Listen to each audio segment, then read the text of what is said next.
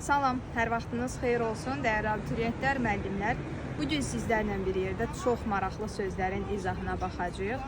Hansı ki, bu sözlərin yazılışı demək olar ki, çoxları tərəfindən qarışdırılır və bunu sizlə bərabər müzakirə edəcəyik. Getdik.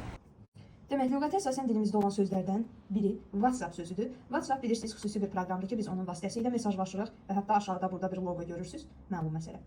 Dilimizdə WhatsApplaşma, yəni mesajlaşma və ya WhatsApplaşmaq, yenə mesajlaşmaq mənasına gələn ifadəni siz görə bilərsiniz. Bəzi insanlar bunu yanlış olaraq WhatsApp şəklində, üzr istəyirəm, bu odur, WhatsApp şəklində yazırlar. Bunu WhatsAppda yazanlar var.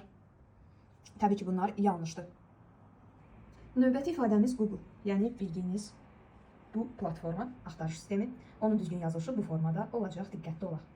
Növbəti ifadəmiz Facebook, bu da yenə mesajlaşma proqramıdır xüsusi və onun yazılışında görürsünüz. Bəziləri çox yanlış olaraq Z hərfindən istifadə edir yazılışda və ya olduğu kimi, yəni ingilis dilində variantını yazmaya çalışırlar. Yəni bu sözlər bizim dilimizə keçdikdə unutmaq olmaz ki, əsasən tələffüzünə uyğun olaraq, yəni ingilis dilindən necə tələffüz olunursa, demək olar fikir versəniz, o formada da, yəni tələffüz formasında da bizim lüğətə keçir. Bunlar yəni alınma sözlərdir və lüğətə belə daxil olub. Etirazı olan varsa, buyursun dilçi institutuna yazsın və yaxud da deyək ki, ora geçsin.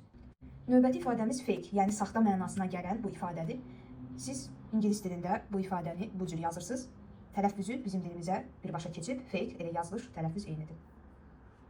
Instagramı yazarkən G hərfindən istifadə etmək lazımdır. Gördüyünüz kimi sonluq bu cürdür. Daha sonra dilimizdə bəzi sözlər var. Xüsusən web səhifə önəmlidir, tez-tez istifadə edirik. Daha sonra web ünvan, web sənəd, web sayt, web proqram, web kamera. Bunu birləşik yazırlar. Olmaz. Web dizayner. Göründüyü kimi burada defs işarəsindən istifadə olunacaq.